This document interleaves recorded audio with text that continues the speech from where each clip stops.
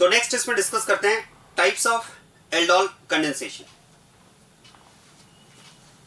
देखो aldol condensation की अगर बात की जाए तो इसमें 3 टाइप्स हम डिस्कस करेंगे।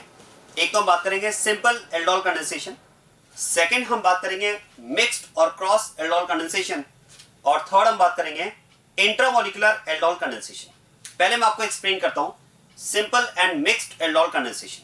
देखो मैंने आपसे कहा कि रिएक्शन में 2 मॉलिक्यूल्स का पार्टिसिपेशन है। 2 molecules of carbonyl compound participate in the reaction, one as an organic substrate and other as a source of nucleophile। ऐसा ही है। अब जरा आप ध्यान देना, देखो सिंपल और मिक्स्ड एल्डोल कंडेंसेशन में क्या डिफरेंस होगा। सिंपल एल्डोल कंडेंसेशन में क्या होगा, जो 2 molecules पार्टिसिपेट करेंगे रिएक्शन में, वो दोनों मॉलिक्यूल सेम कार्बोनिल कंपाउंड के होंगे। अगर एक ही कार्बोनिल कंपाउंड के 2 molecule रिएक्शन में पार्टिसिपेट करते हैं, ऐसा कब होगा, जब आप रिएक्शन में केवल एक ही तरह का कार्बोनिल कंपाउंड यूज करेंगे, तो रिएक्शन में दोनों मॉलिक्यूल सेम कार्बोनिल कंपाउंड के पार्टिसिपेट करेंगे। और अगर रिएक्शन में दोनों मॉलिक्यूल सेम कार्बोनिल कंपाउंड के पार्टिसिपेट करते हैं तो that will be simple aldol condensation. लेकिन अगर रिएक्शन में पार्टिसिपेट करने वाले 2 मॉलिक्यूल्स डिफरेंट कार्बोनिल कंपाउंड के हों, ऐसा कब होगा, जब आप रिएक्शन में मिक्सचर ऑफ कार्बोनिल कंपाउंड लेंगे, तो उस केस में रिएक्शन को हम मिक्स्ड या क्रॉस एल्डोल कंडेंसेशन कहेंगे। आ रहा है समझ में। तो सिंपल एल्डोल कंडेंसेशन क्या होगा, 2 molecules of same carbonyl compound. जरा आप सोचिए, जो मैंने आपको रिएक्शन में मैकेनिज्म एक्सप्लेन की है, अगर आप देखेंगे तो आप कह सकते हैं it is an example of simple aldol condensation. कैसे, जरा देखो, यहां पर ऑर्गेनिक सबस्ट्रेट मॉलिक्यूल कौन है, एसिटाल्डिहाइड, इथेनॉल है ना। इस कंपाउंड की अगर बात की जाए तो इट इज एसिटाल्डिहाइड, या आईपैक नेम आप दे सकते हैं इथेनॉल। तो ऑर्गेनिक सबस्ट्रेट यहां पर कौन है, इथेनॉल। न्यूक्लियोफाइल सोर्स कौन है, वो भी इथेनॉल। मतलब यहां पर आप कह सकते हैं जो 2 मॉलिक्यूल रिएक्शन में पार्टिसिपेट कर रहे हैं वो सेम कार्बोनिल कंपाउंड के, और अगर सेम कार्बोनिल कंपाउंड के 2 मॉलिक्यूल पार्टिसिपेट करेंगे तो इस केस में रिएक्शन को हम कहेंगे सिंपल एल्डोल कंडेंसेशन। चलिए इसका एक एग्जांपल और ले लेते हैं। जैसे आप देखो, acetone heated with aqueous barium hydroxide, तो ये आप कह सकते हैं सिंपल एल्डोल कंडेंसेशन का एग्जांपल होगा, क्योंकि इसमें रिएक्शन में एक ही तरह का कार्बोनिल कंपाउंड दिया हुआ है। आ रही बात सामने। अब एक बात ध्यान देना, यहां पर आपको 1 टाइप का कार्बोनिल कंपाउंड दिया हुआ है, तो मैंने आपसे कहा ये सिंपल एल्डोल कंडेंसेशन होगा। मतलब जो रिएक्शन में कंपाउंड आपको दिया है दैट इज एसीटोन, तो यहां पर एसीटोन के 2 मॉलिक्यूल रिएक्शन में पार्टिसिपेट करेंगे, एक ऑर्गेनिक सबस्ट्रेट और एक न्यूक्लियोफाइल सोर्स। अब ये नहीं कि सर यहां पर ट्वाइस तो दिया हुआ नहीं है, अरे भाई नंबर ऑफ मॉलिक्यूल्स होंगे ना रिएक्शन में, तो ये नहीं कि आपको ट्वाइस नहीं दिया हुआ है तो सर फिर कैसे रिएक्शन हम लेंगे। आपको तो 2 मॉलिक्यूल कंसीडर करके आंसर देना होगा। नंबर ऑफ मॉलिक्यूल मिक्सचर में प्रेजेंट होंगे, तो क्या करेंगे, देखो यहां पर आपको एसीटोन के 2 मॉलिक्यूल्स लेने होंगे, क्योंकि रिएक्शन में एक ही तरह का कार्बोनिल कंपाउंड दिया है। और अगर आप एसीटोन के ही 2 मॉलिक्यूल लेंगे तो फिर तो सेम कार्बोनिल कंपाउंड के 2 मॉलिक्यूल्स अगर आप लेते हैं तो that will be simple aldol condensation. आया समझ में। क्या आप रिएक्शन का प्रोडक्ट आइडेंटिफाई कर सकते हैं क्या, आप ट्राई करें जरा। इसका प्रोडक्ट आइडेंटिफाई करने के लिए वही शॉर्टकट आप यूज करेंगे। क्या करना है, 2 मॉलिक्यूल आपने, एक का ऑर्गेनिक, एक का ऑक्सीजन और दूसरे के 2 अल्फा हाइड्रोजन। आ रहा है समझ में। एक का तो ऑक्सीजन लेंगे और दूसरे के 2 अल्फा हाइड्रोजन लेंगे, माइनस H2O करो, जो प्रोडक्ट आपको मिला वही इस रिएक्शन का फाइनल प्रोडक्ट होगा। तो मैं प्रोडक्ट लिख रहा हूं इसमें, आप ट्राई करना इसका आंसर। इसका आंसर आप ट्राई करना शॉर्टकट अप्लाई करके, इसका आंसर आपको ये मिलेगा, इसका आंसर आपको ये मिल जाएगा। क्लियर बात ये। तो एसीटोन के एल्डोल कंडेंसेशन के करस्पॉन्डिंग जो प्रोडक्ट आपको मिलता है वो ये कंपाउंड, और इस कंपाउंड का एक स्पेसिफिक नेम है जो आपको याद रखना है, इंपॉर्टेंट है, ध्यान देना। This compound is known as mesityl oxide. This compound is known as mesityl oxide. Very very important, आप याद रखिएगा इसको। और ये ऐसे याद नहीं रहेगा, स्ट्रक्चर आपको मेसिटाइल ऑक्साइड का ऐसे याद नहीं रहेगा, आप तो ये माइंड में रखो, mesityl oxide is product of aldol condensation of acetone. Acetone के एल्डोल कंडेंसेशन से जो प्रोडक्ट मिलता है वो मेसिटाइल ऑक्साइड है। अब अगर आपको ये पता है कि mesityl oxide is a product of aldol condensation reaction of acetone, तो क्या करना है, एसीटोन के 2 मॉलिक्यूल लो, एक का ऑक्सीजन और दूसरे के 2 अल्फा हाइड्रोजन, माइनस H2O करो, जो प्रोडक्ट बना वही मेसिटाइल ऑक्साइड है। आया समझ में। तो ये तो हुआ सिंपल एल्डोल कंडेंसेशन। अब बात करते हैं मिक्स्ड और क्रॉस एल्डोल कंडेंसेशन, और इसमें क्या होगा, 2 molecules of different carbonyl compound. जैसे इसका पहला एग्जांपल लेते हैं। अब आपको यहां पर दिया हुआ है मिक्सचर ऑफ कार्बोनिल कंपाउंड, एक तो आपको दिया है एसिटाल्डिहाइड और एक आपको दिया है एसीटोन, वही अल्कलाइन मीडियम हीट। इस केस में जो रिएक्शन होगी इसमें आप कह सकते हैं हमें मिक्स्ड एल्डोल कंडेंसेशन प्रोडक्ट मिलेंगे। राइट।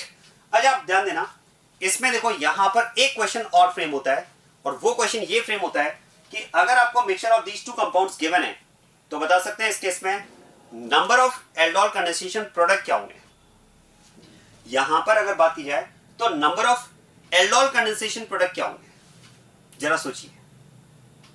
क्या बता सकते हैं number of aldol condensation product formed during the reaction.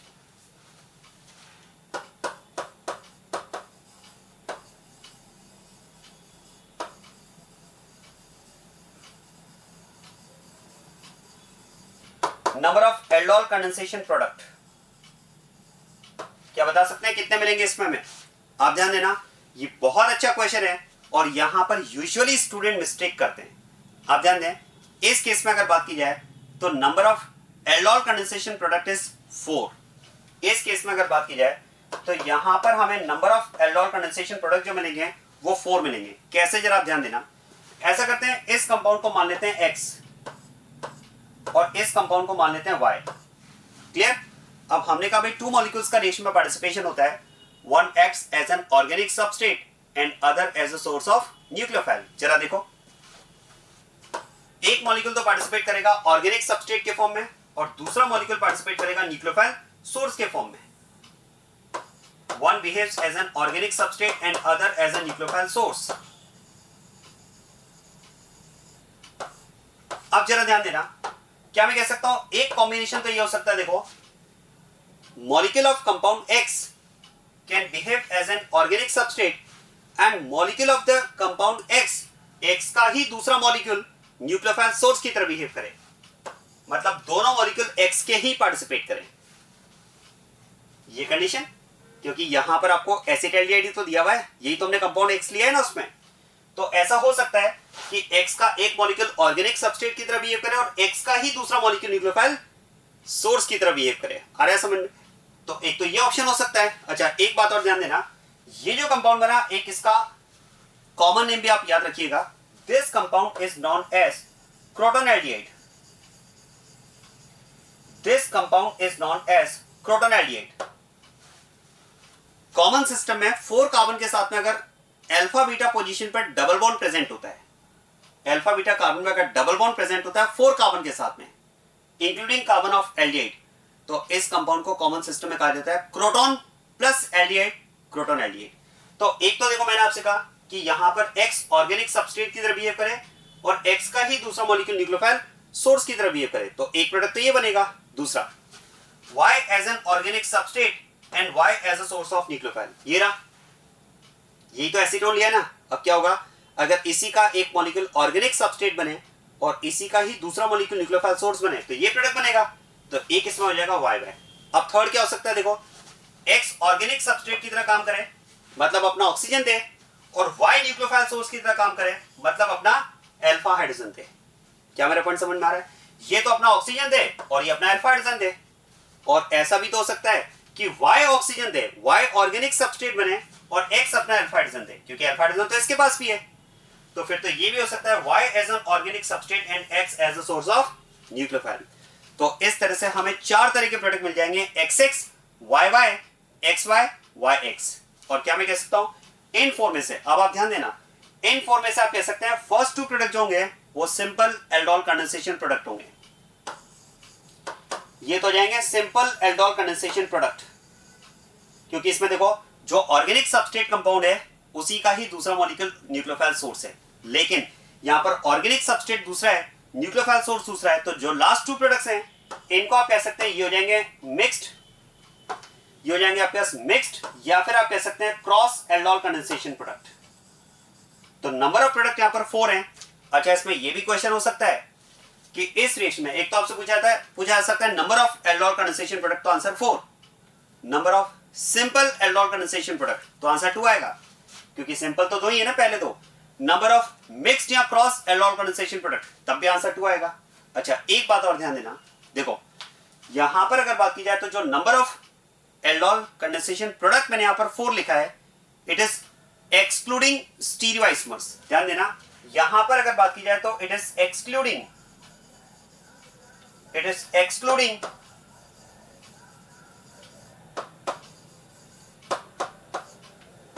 Excluding stereoisomers. क्योंकि देखो जरा सोचिए, जब हम यहां पर प्रोडक्ट बना रहे हैं तो प्रोडक्ट में हमें यहां पर डबल बॉन्ड मिल रहा है, कार्बन कार्बन डबल बॉन्ड। क्या मैं कह सकता हूं कार्बन कार्बन डबल बॉन्ड के अबाउट तो ज्योमेट्रिकल आइसोमरिज्म भी हो सकती है। अब आप सोचिए जैसे ये जो प्रोडक्ट है, हालांकि ये तो जीआई शो नहीं कर पाएगा क्योंकि इसमें दोनों यूनिट सेम है डबल बॉन्डेड कार्बन पर, लेकिन जरा आप सोचिए एसिटाल्डिहाइड के करस्पॉन्डिंग जो प्रोडक्ट बना था, जरा यहां पर आते हैं, एसिटाल्डिहाइड के करस्पॉन्डिंग जो प्रोडक्ट बना था क्रोटोनाल्डिहाइड, क्या मैं कह सकता हूं इसमें तो जीआई पॉसिबल है ना। जरा सोचिए इस डबल बॉन्ड के अबाउट हमें दो तरह के कंपाउंड मिलेंगे, एक सिस और एक ट्रांस। तो अगर मैं स्टीरियो आइसोमरिज्म को इंक्लूड करूंगा तो फिर तो मुझे यहां पर इसे दो काउंट करना होगा, एक सिस और एक ट्रांसफॉर्म। आ रही बात समझ में? तो फिर ऐसा भी हो सकता है देखो कि एल्डोल कंडेंसेशन के करस्पॉन्डिंग जो प्रोडक्ट आपको मिले, हो सकता है उस प्रोडक्ट में जीआई पॉसिबल हो या फिर हो सकता है उस प्रोडक्ट में ओआई पॉसिबल हो, कायरल कार्बन भी जनरेट हो सकता है। तो ऐसे में आप ध्यान देना, अगर मैं बात करता हूं टोटल एल्डोल कंडेंसेशन प्रोडक्ट, तो टोटल एल्डोल कंडेंसेशन प्रोडक्ट में जरा ध्यान देना, ये जो फोर प्रोडक्ट बनेंगे XX YY XY YX, इनमें आपको ये भी देखना होगा कि कौन कौन से कंपाउंड में जीआई पॉसिबल है या कौन कौन से कंपाउंड में ओआई पॉसिबल है। तो फिर आपको स्टीरियोआइसोमर्स कैलकुलेट करके फिर उसके अकॉर्डिंग आंसर देना होगा। तो ये जो आंसर मैंने 4 दिया है, इट इज एक्सक्लूडिंग स्टीरियोआइसोमर्स। आया समझ में? चलिए अब इसमें ऐसा करते हैं, क्रॉस एल्डोल कंडेंसेशन का सेकंड एग्जांपल में लेता हूं। उसमें थोड़ा सा मैंने चेंज किया है, एक मॉलिक्यूल तो मैंने फिर से लिया है एसिटाल्डिहाइड, एक मॉलिक्यूल तो यहां पर मैंने फिर से एसिटाल्डिहाइड लिया है, लेकिन दूसरा मॉलिक्यूल इस बार मैं एसीटोन की जगह यहां पर ले रहा हूं बेंजाल्डिहाइड। और अब इस केस में अगर बात की जाए कि number of aldol condensation product क्या होगा, इस केस में अगर मैं बात करूं number of aldol condensation product,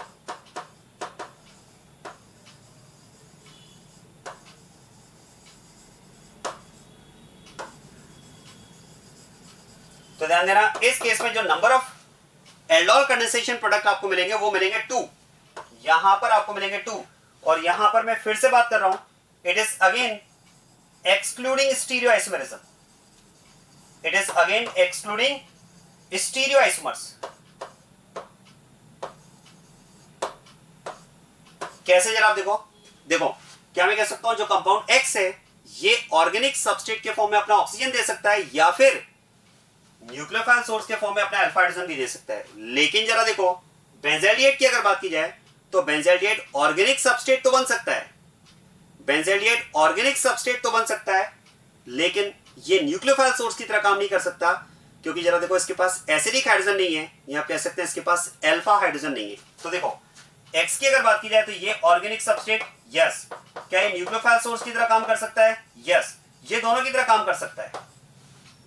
X can behave as both, but why? It can only behave as an organic substrate, but cannot behave as a nucleophile source.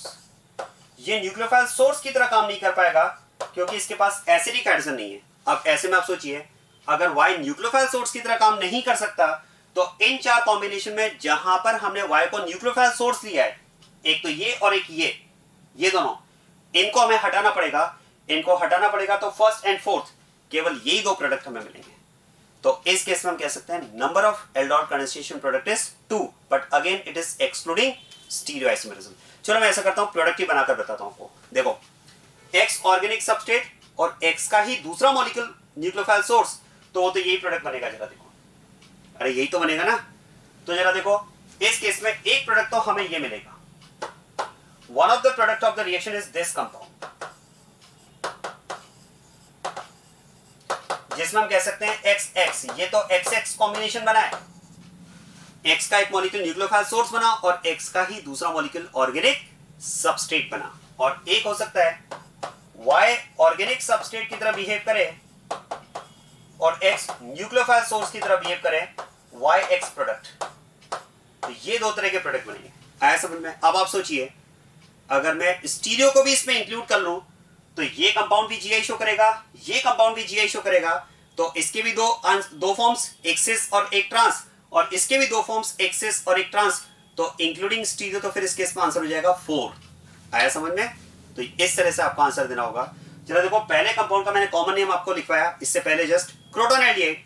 जो second compound है इसका भी स्पेसिफिक नेम है जो आपको याद रखना है, very important, this compound is known as सिनेमैल्डिहाइड।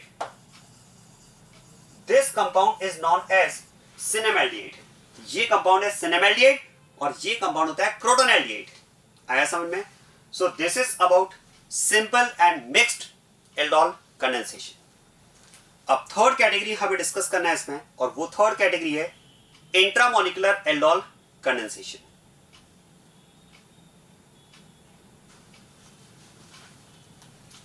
चलिए फिर थर्ड कैटेगरी पर आते हैं, इंट्रामोलिकुलर एल्डोल कंडेंसेशन। जरा सोचिए, नेम से ही समझ में आना चाहिए इंट्रामोलिकुलर।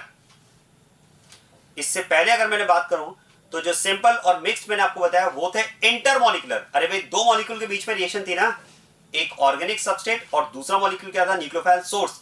तो वहां पर दो मॉलिक्यूल रिएक्शन में पार्टिसिपेट कर रहे थे, लेकिन इंट्रा में क्या होगा, एक ही मॉलिक्यूल रिएक्शन में पार्टिसिपेट करेगा। अब जरा सोचिए, अगर एक ही मॉलिक्यूल रिएक्शन में पार्टिसिपेट करेगा तो हमने तो कहा भाई दो मॉलिक्यूल का पार्टिसिपेशन होना चाहिए, एक ऑर्गेनिक सबस्ट्रेट की तरह काम करेगा, दूसरा न्यूक्लियोफाइल सोर्स की तरह काम करेगा। अब इंट्रा में हम कह रहे हैं कि एक ही मॉलिक्यूल होगा, तो फिर यहां पर एक ही मॉलिक्यूल में फिर organic substrate and nucleophile source कैसे होगा? तो ध्यान देना, अगर एक ही मॉलिक्यूल रिएक्शन में पार्टिसिपेट करेगा तो एक ही मॉलिक्यूल ऑर्गेनिक सबस्ट्रेट की तरह भी बिहेव करेगा और न्यूक्लियोफाइल सोर्स की तरह भी बिहेव करेगा। क्वेश्चन है, एक ही मॉलिक्यूल दोनों काम कैसे कर पाएगा? हम ये जो एक मॉलिक्यूल लेंगे वो कौन सा लेंगे, डाइकार्बोनाइल कंपाउंड मॉलिक्यूल, दो सीओ ग्रुप प्रेजेंट होंगे। आप सोचिए, अगर एक ही मॉलिक्यूल में दो सीओ ग्रुप प्रेजेंट है तो एक कार्बोनाइल साइट न्यूक्लियोफाइल सोर्स की तरह काम करेगी और दूसरी कार्बोनाइल साइट जो होगी वो ऑर्गेनिक सबस्ट्रेट की तरह काम करेगी। आ रही बात समझ में? तो dicarbonyl compound will show intramolecular aldol condensation. अब जरा ध्यान देना, हम कह सकते हैं कि अगर दो कार्बोनाइल साइट अवेलेबल है, दो सीओ ग्रुप प्रेजेंट है, तो एक सीओ ग्रुप वाली जो साइट है वो न्यूक्लियोफाइल सोर्स की तरह काम करेगी, तो दूसरी साइट ऑर्गेनिक सबस्ट्रेट की तरह काम करेगी। अब इसमें भी मेरे पास कॉम्बिनेशन हो सकते हैं। देखो कैसे हो सकता है, ये ऑर्गेनिक सबस्ट्रेट की तरह काम करे और ये न्यूक्लियोफाइल सोर्स की तरह काम करे। और ध्यान देना, अगर ये न्यूक्लियोफाइल सोर्स की तरह काम करेगी साइट, तो अल्फा हाइड्रोजन इसका ये भी जा सकता है और अल्फा हाइड्रोजन ये भी जा सकता है। अब जरा सोचिए, अगर ये ऑर्गेनिक सबस्ट्रेट की तरह काम करे, अगर ये ऑर्गेनिक सबस्ट्रेट की तरह काम करे और ये साइट अगर न्यूक्लियोफाइल सोर्स की तरह काम करे, तो क्या होगा, ऑर्गेनिक सबस्ट्रेट तो अपना ऑक्सीजन और न्यूक्लियोफाइल सोर्स अपने 2 अल्फा हाइड्रोजन लूज करेगा। तो फिर तो ये अपना ऑक्सीजन, और अगर ये 2 अल्फा हाइड्रोजन यहां से जाते हैं तो ये माइनस H2 होगा। और जरा देखो, इस माइनस H2 में अगर आप देखेंगे तो एक रिंग बनेगी। आप ध्यान में रखना, ये ध्यान रखिएगा, इंट्रामोलिकुलर एल्डोल कंडेंसेशन में जो प्रोडक्ट बनेगा वो साइक्लिक कंपाउंड बनेगा। भाई आप सोचिए, ये जो H2 एलिमिनेट होगा, इस H2 एलिमिनेशन के साथ में आपको एक साइक्लिक कंपाउंड यहां पर मिलेगा। जरा बता सकते हैं उस साइक्लिक कंपाउंड में नंबर ऑफ एटम्स कितने होंगे? आंसर है 4। कैसे? ये H2 अगर एलिमिनेट हुआ तो उसके इसमें 1 2 3 4 कार्बन की रिंग बनेगी। और अगर मैं अल्फा हाइड्रोजन यहां से एलिमिनेट करता हूं, अगर ये H2 एलिमिनेट करता हूं, तो इस केस में रिंग बनेगी 6 एटम्स की, 4 + 2 6 एटम्स की रिंग बनेगी। और एक ऑप्शन ये भी हो सकता है कि ये ऑर्गेनिक सबस्ट्रेट की तरह काम करे और ये न्यूक्लियोफाइल सोर्स की तरह अपने यहां से 2 अल्फा हाइड्रोजन थे। उस केस में क्या होगा, यहां से H2 एलिमिनेट होगा और फिर से रिंग आपको 4 कार्बन की मिलेगी। अब आप ही डिसाइड करो, इन 3 कॉम्बिनेशन में से प्रेफर्ड कंडीशन क्या होगी? आंसर है 6 कार्बन, क्योंकि 6 मेंबर रिंग स्टेबल होती है। तो फिर तो मैं बात करूंगा, ये ऑर्गेनिक सबस्ट्रेट की तरह बिहेव करेगा और ये न्यूक्लियोफाइल सोर्स की तरह, और इसमें अल्फा हाइड्रोजन प्रेफरेबली यहां से जाएंगे, ताकि जब H2 इसमें एलिमिनेट होगा तो इस H2O एलिमिनेशन के करस्पॉन्डिंग रिंग आपको 6 एटम्स की मिलेगी। आया समझ में?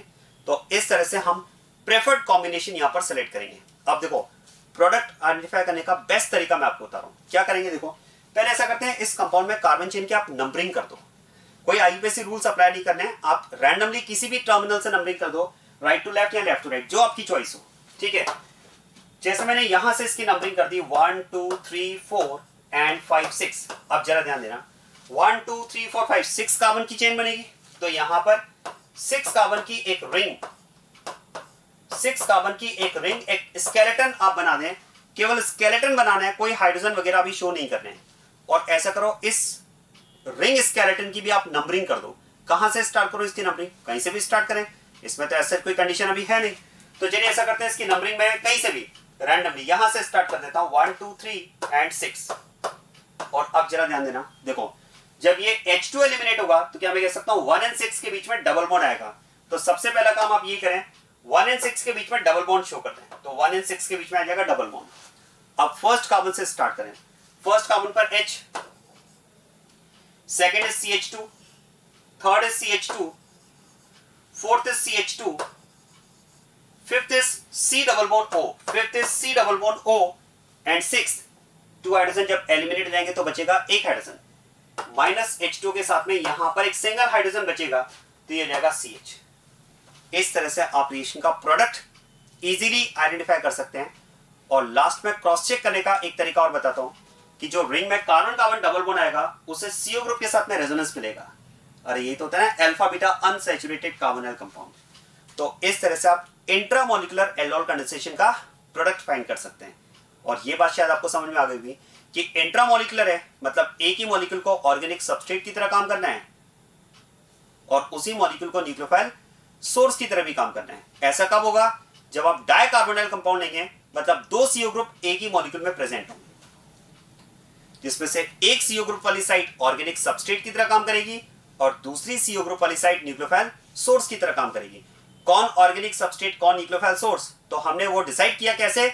रिंग में नंबर ऑफ एटम्स के अकॉर्डिंग 6 मेंबर रिंग ज्यादा स्टेबल होगी 4 मेंबर रिंग से, तो हमने ये वाला कॉम्बिनेशन यहां पर प्रेफर किया है।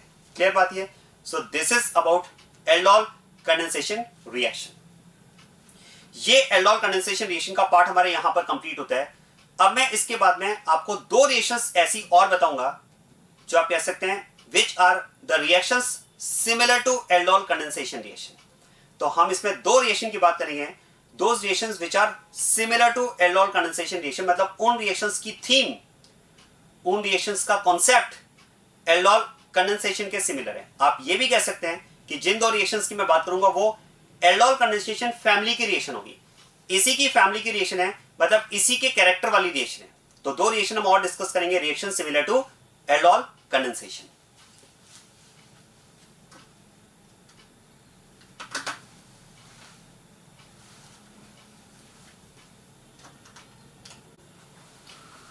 Yes, next is reaction similar to aldol condensation और इसमें दो रिएक्शंस हमें डिस्कस करना है। दोनों ही रिएक्शंस नेम रिएक्शन है, one is Perkins reaction and second is Claisen ester condensation. Name reactions है, दोनों इंपॉर्टेंट है, आप ध्यान देना। देखो रिएक्शंस की थीम वही है एल्डोल कंडेंसेशन। मैंने आपको एल्डोल कंडेंसेशन में क्या बताया? टू मॉलिक्यूल्स रिएक्शन में पार्टिसिपेट करते हैं, one is organic substrate and other as a source of nucleophile. जरा देखो परकिंस रिएक्शन की अगर बात की जाए तो इसमें जो कंपाउंड्स हम लेते हैं उसमें one of the compound is aromatic aldehyde and other is acid anhydride. Again the reaction is carried out in presence of base temperature condition. अब जरा देखो यहां पर दो तरह के कंपाउंड हमने लिए हैं, एक एरोमेटिक एल्डिहाइड और दूसरा एसिड एनहाइड्राइड। इन्हीं दो में से एक ऑर्गेनिक सबस्ट्रेट की तरह काम करेगा और दूसरा न्यूक्लियोफाइल सोर्स की तरह। जरा देखो क्या हम बात कर सकते हैं इस केस में। देखो जो एरोमेटिक एल्डिहाइड है ये न्यूक्लियोफाइल सोर्स की तरह तो काम नहीं कर सकता, इसके पास एसिडिक हाइड्रोजन नहीं है, अल्फा हाइड्रोजन नहीं है, तो ध्यान रखिएगा aromatic aldehyde will behave as an organic substrate. तो अंडरस्टूड है, acid anhydride will behave as a nucleophile source. बस अब शॉर्टकट क्या है? तो जो ऑर्गेनिक सबस्ट्रेट है वो तो अपना ऑक्सीजन देगा और न्यूक्लियोफाइल सोर्स अपने 2 अल्फा हाइड्रोजन देगा। तो ये यहां पर माइनस H2 करें और देखो इस माइनस H2O के साथ में जो कंपाउंड हमें मिलेगा वो कंपाउंड हमें ये मिल जाएगा। इस माइनस H2O के साथ में हमें ये कंपाउंड मिल जाएगा।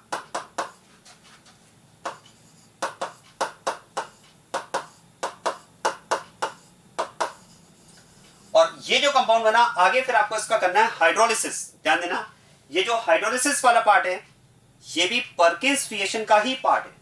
जो परकिंस रिएक्शन है वो यहां तक की रिएक्शन है।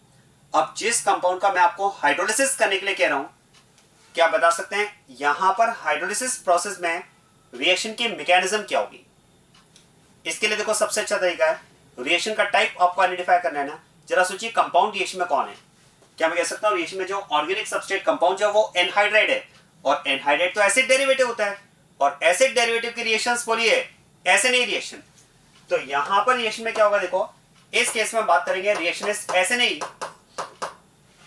क्योंकि जो कंपाउंड यहां पर है वो एनहाइड्राइड है और इसका अगर हमें हाइड्रोलिसिस करना है तो anhydride is an acid derivative that shows एसिनी रिएक्शन। क्या होगा देखो, एसिनी रिएक्शन में water as a nucleophile attack करेगा, ओपन करेगा, क्लोज करेगा, लीव करेगा एंड प्रोडक्ट बनाएगा। और जरा देखो, वाटर मॉलिक्यूल जब एज ए न्यूक्लियोफाइल ऐड होता है तो complete molecule as a nucleophile add होता है और ऐड होने के बाद में H+ रिलीज करता है। कहां जाएगा वो H+? इस लीविंग ग्रुप O के साथ में। तो O पर वाटर जो H रिलीज करेगा वो O पर ऐड हो जाएगा। तो फिर तो आप देखो, इस केस में रिएक्शन का प्रोडक्ट आपको जो मिलेगा, एक तो आपको ये कंपाउंड मिलेगा, देखो ये यहां पर आप कह सकते हैं लीविंग ग्रुप है, ये पार्ट तो लीव कर रहा है ना, और लीविंग ग्रुप के साथ में वाटर का H, तो यहां पर आ जाएगा H और वाटर का यहां पर आएगा OH। तो ये प्रोडक्ट आपको मिलेंगे। ध्यान देना, इस केस में अगर आप देखेंगे तो प्रोडक्ट्स आर एसिड्स, ये तो हमने डिस्कस भी किया है, acid anhydride. Acid anhydride is an acid derivative and acid derivative on hydrolysis gives acid. जरा देखो, ये तो यहां पर बना acetic acid and this compound, very very important, this compound is known as cinnamic acid. This compound is known as cinnamic acid. This compound is known as cinnamic acid. So Perkins reaction is up to formation of cinnamic acid. आसान है reaction, बिल्कुल aldol condensation के similar है। दो molecules का reaction में participation है, एक ऑर्गेनिक सबस्ट्रेट, दूसरा न्यूक्लियोफाइल सोर्स, और शॉर्टकट भी सेम, ऑर्गेनिक सबस्ट्रेट का ऑक्सीजन और न्यूक्लियोफाइल सोर्स के 2 एल्फा हाइड्रोजन। बस हाँ ये ध्यान रखना कि इससे जो प्रोडक्ट आपको मिलेगा उसका आपको आगे हाइड्रोलिसिस भी करना है। हाइड्रोलिसिस वाला जो पार्ट है वो भी पर्किंस रिएक्शन का ही पार्ट है। तो up to formation of cinnamic acid it is overall Perkin's reaction. Second reaction है क्लेजन एस्टर कंडेंसेशन। अब ये रिएक्शन भी एल्डोल कंडेंसेशन की थीम पर है। क्या होगा देखो, इस केस में एस्टर के 2 मॉलिक्यूल्स पार्टिसिपेट करेंगे, यहां पर जो हम कंपाउंड लेते हैं वो एस्टर लेते हैं। बस ये डिफरेंस है, एल्डोल कंडेंसेशन में जो कंपाउंड हम लेते हैं वो कार्बोनिल कंपाउंड लेते हैं, क्लेजन एस्टर कंडेंसेशन में जो कंपाउंड हम लेते हैं वो एस्टर लेते हैं। नेम से भी याद रहेगा, क्लेजन एस्टर कंडेंसेशन, एस्टर। तो ये एस्टर की रिएक्शन है। हाँ, थीम वही है, कंसेप्ट वही है। एस्टर के 2 मॉलिक्यूल्स पार्टिसिपेट करेंगे, one as an organic substrate and other as a nucleophile source, other as a source of nucleophile, right. फिर से वही बेस। अब देखो यहां पर आप ध्यान देना, इस केस में मैंने आपसे कहा रिएक्शन का कंसेप्ट वही है, 2 मॉलिक्यूल्स यहां पर पार्टिसिपेट करेंगे, एक ऑर्गेनिक सबस्ट्रेट और एक न्यूक्लियोफाइल सोर्स, जैसा एल्डोल कंडेंसेशन में था। लेकिन एक पॉइंट ये आपको ध्यान में देना होगा, कंसेप्चुअल पॉइंट है, ऐसा कोई रटने वाली बात नहीं है। यहां पर इसमें मैं रिएक्शन में वो शॉर्टकट अप्लाई नहीं कर पाऊंगा जो मैंने एल्डोल में अप्लाई किया। मैंने एल्डोल में क्या किया, ऑर्गेनिक सबस्ट्रेट, एक न्यूक्लियोफाइल सोर्स, ऑर्गेनिक सबस्ट्रेट का ऑक्सीजन, न्यूक्लियोफाइल सोर्स के 2 अल्फा हाइड्रोजन माइनस H2O कर दिया। लेकिन वो माइनस H2O में यहां पर नहीं कर पाऊंगा। क्वेश्चन ऐसा क्यों? हम कह रहे हैं भाई ये भी एल्डोल कंडेंसेशन के सिमिलर रिएक्शन है, यहां हम शॉर्टकट अप्लाई नहीं करेंगे। जबकि आप देखो पर्किंस रिएक्शन भी एल्डोल के सिमिलर रिएक्शन है और यहां पर मैंने वही शॉर्टकट अप्लाई किया माइनस H2O। तो फिर वही शॉर्टकट यहां क्यों नहीं? उसका रीजन है, जरा एल्डोल कंडेंसेशन में बताओ ऑर्गेनिक सबस्ट्रेट कौन होता है? एल्डिहाइड या कीटोन, मतलब कार्बोनिल कंपाउंड। और कार्बोनिल कंपाउंड रिएक्शन क्या होती है? Nucleophilic addition. जरा देखो क्लेजन एस्टर कंडेंसेशन में ऑर्गेनिक सबस्ट्रेट कौन है? एस्टर। क्या एस्टर की रिएक्शन भी वही होती है कि जो एल्डिहाइड कीटोन की होती है? नो, एल्डिहाइड कीटोन की रिएक्शंस होती है न्यूक्लियोफिलिक एडिशन, जबकि एस्टर की रिएक्शन होती है एसिनी रिएक्शन। तो रिएक्शन का टाइप अलग अलग होने की वजह से हम शॉर्टकट सेम अप्लाई नहीं कर पाएंगे। क्वेश्चन है फिर पर्किंस में क्यों अप्लाई किया? क्योंकि जरा देखो पर्किंस में ऑर्गेनिक सबस्ट्रेट कौन है? एल्डिहाइड। अरे भाई एल्डिहाइड है तो वही कार्बोनिल कंपाउंड आ गया ना जो एल्डोल कंडेंसेशन में। तो एल्डोल कंडेंसेशन में जो ऑर्गेनिक सबस्ट्रेट है और पर्किंस रिएक्शन में जो ऑर्गेनिक सबस्ट्रेट है उसकी कैटेगरी सेम है। कैटेगरी सेम है तो रिएक्शन का टाइप सेम होगा। रिएक्शन का टाइप सेम होने की वजह से शॉर्टकट भी सेम अप्लाई हुआ। लेकिन यहां वो शॉर्टकट अप्लाई नहीं होगा। कोई बात नहीं, कंसेप्ट मैंने आपको पहले दिया है।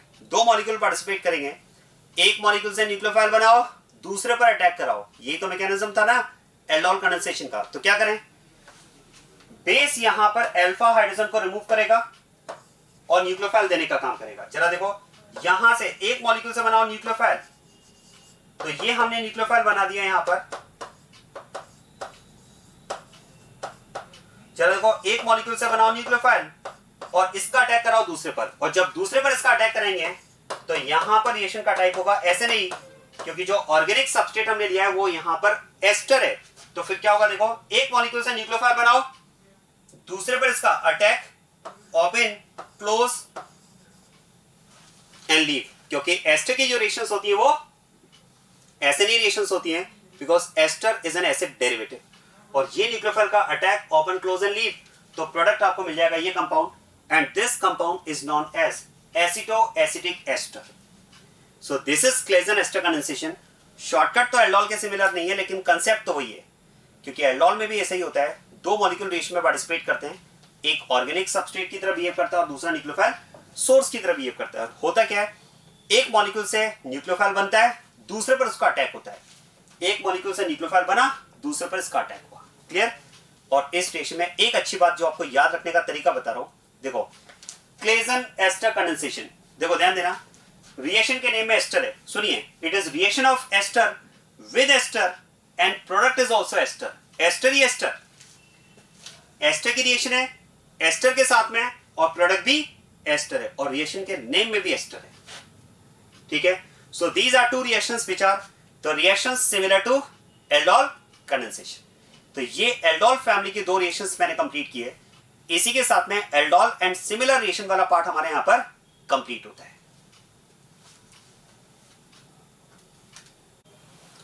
नेक्स्ट हम स्टार्ट करते हैं कैनिजारोस रिएक्शन। एल्डोल रिएक्शन की सिमिलर कैनिजारोस रिएक्शन भी बहुत ही इंपॉर्टेंट रिएक्शन है। ठीक है, आप देखो एल्डोल रिएक्शन हमने कंप्लीट की है, कैनिजारोस रिएक्शन के कुछ पॉइंट्स मैं पहले डिस्कस कर रहा हूं, फिर हम रिएक्शन डिस्कस करते हैं, और एल्डोल एंड कैनिजारो दोनों के कुछ कंपैरेटिव पॉइंट्स में मैं डिस्कस करूंगा, जिन पर बेस्ड क्वेश्चंस की फ्रेमिंग होती है।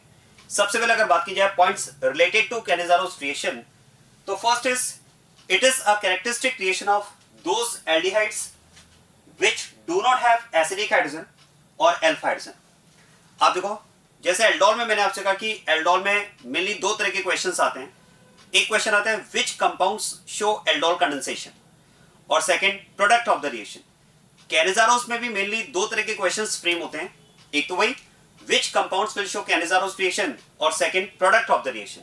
अब आप ध्यान देना, एल्डोल में आप याद करें, aldol is the reaction of aldehyde and ketone, those aldehyde and ketone which have acidic hydrogen।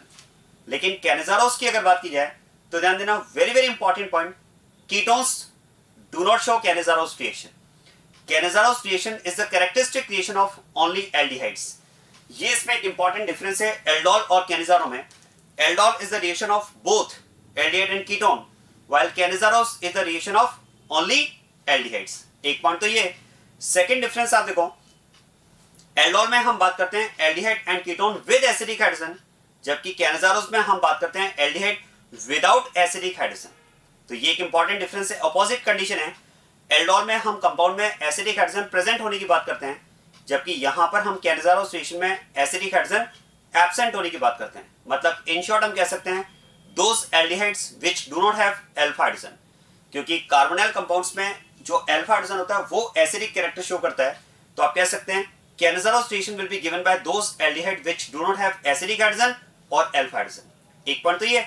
Second point आप ध्यान देना, the reaction is carried out in concentrated alkaline medium. ये भी एक ऑपोजिट कंडीशन है, वहां पर हम बात करते हैं डाइल्यूटेड अल्कलाइन मीडियम, जबकि यहां पर हम बात करते हैं कंसंट्रेटेड अल्कलाइन मीडियम। फिर उसके बाद में थर्ड पॉइंट की अगर बात की जाए, two molecules of aldehyde participate in the reaction in which one gets oxidized to give acid salt and other gets reduced to give alcohol। आप ध्यान देना, ये एक सिमिलरिटी की हम बात कर सकते हैं एल्डोल और कैनिजारो में। एल्डोल में भी कंपाउंड के 2 मॉलिक्यूल्स पार्टिसिपेट करते हैं, यहां पर भी कंपाउंड के 2 मॉलिक्यूल्स पार्टिसिपेट करेंगे। अब शॉर्टकट की अगर बात की जाए तो याद करें, एल्डोल में मैंने आपको शॉर्टकट बताया था, one molecule behaves as an organic substrate to give oxygen and other molecule behaves as a source of nucleophile to give its 2 alpha hydrogen। मैंने आपको ये बताया था 2 molecules आप लेंगे, एक के 2 alpha hydrogen और एक का ऑक्सीजन, माइनस H2O करके प्रोडक्ट बनाएंगे। इसी तरह से अगर कैनिजारोस की बात की जाए तो ध्यान देना, यहां पर भी एल्डिहाइड के 2 मॉलिक्यूल्स पार्टिसिपेट करेंगे, और प्रोडक्ट आइडेंटिफाई करने की अगर बात की जाए तो प्रोसेस, ओवरऑल प्रोसेस की अगर बात की जाए तो 1 aldehyde molecule gets oxidized and other aldehyde molecule gets reduced. अब आप सोचिए, अगर एक एल्डिहाइड मॉलिक्यूल रिड्यूस होगा तो अल्कोहल बनेगा, बिकॉज ये हमने पहले डिस्कस भी किया है, reduction of aldehyde gives alcohol, और एक मॉलिक्यूल इसमें ऑक्सीडाइज होगा। अब देखो एल्डिहाइड जब ऑक्सीडाइज होते हैं तो बनते हैं एसिड, ये भी हमने अल्कोहल ऑक्सीडेशन में डिस्कस किया है। हाँ, लेकिन ये यहां पर इंपॉर्टेंट पॉइंट रहेगा, one aldehyde molecule gets oxidized to give acid salt, not acid. आप ध्यान देना, यहां पर जो प्रोडक्ट आपको मिलेगा वो एसिड नहीं मिलेगा, एसिड सॉल्ट मिलेगा। कैसे, तो वो मैकेनिज्म आपको समझ में आ जाएगा, बट ये इंपॉर्टेंट पॉइंट है, one gets oxidized to give acid salt, not acid. ये कई बार स्टूडेंट एरर करते हैं, आपको एक ऑप्शन में एसिड भी दिया होता है तो ध्यान रखना एसिड वाला ऑप्शन टिक नहीं होगा, एसिड सॉल्ट वाला ऑप्शन टिक होगा। वैसे भी आप सोचिए, अगर कंडीशन एल्कलाइन है तो आपको एसिड मिल ही नहीं सकता, वो एसिड तो एल्कलाइन कंडीशन में क्या होगा, एसिड बेस के थ्रू सॉल्ट में कन्वर्ट हो जाएगा। तो यहां पर जो प्रोडक्ट आपको मिलेगा वो एक तो एसिड सॉल्ट मिलेगा और एक एल्डिहाइड मॉलिक्यूल रिड्यूस होकर क्या देगा, अल्कोहल देगा। अब आप सोचिए, अगर हम बात करें कि प्रोसेस में एक ऑक्सीडाइज्ड प्रोडक्ट मिलेगा और एक आपको रिड्यूस्ड प्रोडक्ट मिलेगा, ऑक्सीडेशन और रिडक्शन दोनों प्रोसेस के करस्पॉन्डिंग अगर प्रोडक्ट बनेंगे, so this reaction can be categorized as redox reaction. The reaction can be an example of redox reaction. तो ये कुछ पॉइंट्स हैं जो कैनिजारोस से रिलेटेड आपको माइंड में रखने हैं। जैसे एल्डोल में कुछ पॉइंट्स मैंने आपको बताए थे, वैसे कैनिजारोस के कुछ पॉइंट्स आपको माइंड में रखने हैं। अब बात करते हैं नेट रिएक्शन और इसके मैकेनिज्म की। आप ध्यान देना, very very important, aldol is the reaction of both aldehyde and ketone, and those aldehyde ketone which have acidic hydrogen or alpha hydrogen. But Canizaros is the reaction of only aldehydes. Canizaros is the reaction of only aldehydes, and those aldehydes which do not have acidic hydrogen or alpha hydrogen. बात करते हैं इसमें reaction की। Yes, आप ध्यान देना, net reaction की अगर बात की जाए तो देखो, two molecules of aldehyde will participate in the reaction, और जो aldehyde मैंने यहाँ पर सेलेक्ट किया, you can see this is aldehyde without acidic hydrogen और you can say without alpha hydrogen। क्योंकि यहां पर आप देखो, इस केस में अगर हम बात करें तो aldehyde में there is no alpha carbon, there is no alpha hydrogen। ध्यान देना, यहां पर अगर बात की जाए तो देखो, फंक्शनल ग्रुप जिस कार्बन से बॉन्डेड होता है वो अल्फा कार्बन होता है, but there is no carbon, तो there is no alpha carbon, there is no alpha hydrogen। अब देखो, reaction is carried out in concentrated alkaline medium, और मैंने आपको क्या बताया, एक तो हमें aldehyde के करस्पॉन्डिंग ऑक्सीडाइज्ड प्रोडक्ट मिलता है और एक रिड्यूस्ड प्रोडक्ट मिलता है। अब आप सोचिए, कंपाउंड हमने लिया फॉर्मेल्डिहाइड, तो फॉर्मेल्डिहाइड के ऑक्सीडेशन से जो एसिड बनेगा that will be formic acid, लेकिन मैंने आपसे क्या कहा, एसिड नहीं, एसिड सॉल्ट। तो यहां पर आप देखो, हमें मिला potassium format, that is acid salt. तो एक तो प्रोडक्ट हमें मिला एसिड सॉल्ट, और जो सेकेंड एल्डिहाइड मॉलिक्यूल है उसके करस्पॉन्डिंग आपको मिलता है रिड्यूस्ड प्रोडक्ट। रिड्यूस्ड प्रोडक्ट तो एल्डिहाइड के रिडक्शन से हमें मिलता है अल्कोहल, फॉर्मेल्डिहाइड है तो रिडक्शन में आपको मिल जाएगा मीथेनॉल। तो ये तो मिला आपको एसिड सॉल्ट, और ये मिला आपको यहां पर अल्कोहल। ये कैनिजारोस रिएक्शन के प्रोडक्ट्स हैं। क्लियर बात ये, one molecule gets oxidized to give acid salt and other molecule gets reduced to give alcohol. Clear हो रही बात ये। चलिए अब बात करते हैं इसकी मैकेनिज्म की। आप ध्यान देना, हमने यहां पर बात की है aldehyde without acidic hydrogen.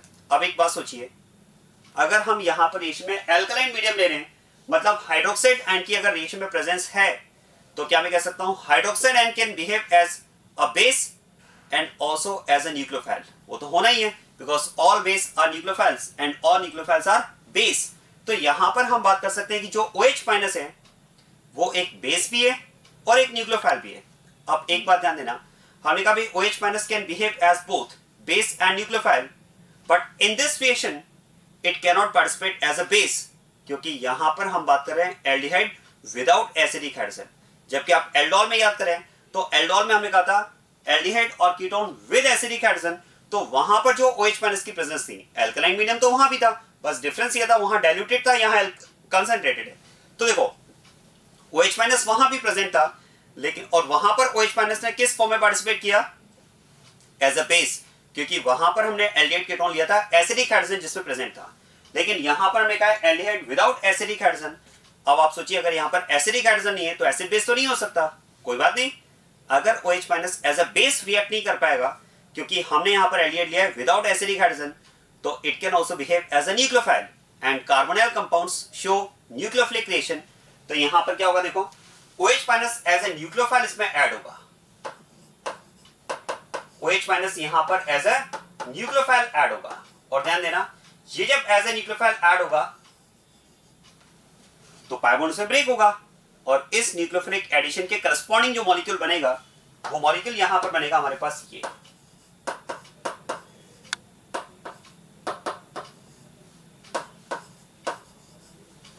Clear बात ये? तो ध्यान देना यहां पर क्या हुआ, OH minus as a nucleophile add हुआ और इसके करस्पॉन्डिंग हमें ये मॉलिक्यूल मिला, ये अनायन मिला। अब यहां पर अगर आगे बात की जाए तो यहां पर 3 पॉसिबिलिटीज हैं। देखो 3 पॉसिबिलिटीज क्या हो सकती हैं, आप ध्यान देना।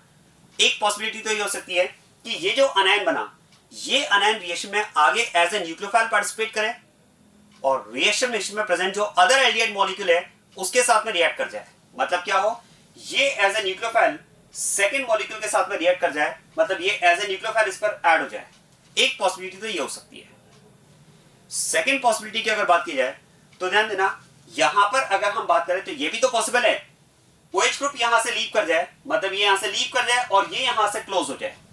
क्योंकि अगर हम बात करें कि OH ग्रुप अगर यहां से लीव करता है तो कार्बन इसे जाने भी देगा, क्योंकि कार्बन अपना लॉस बैलेंस करेगा O- से।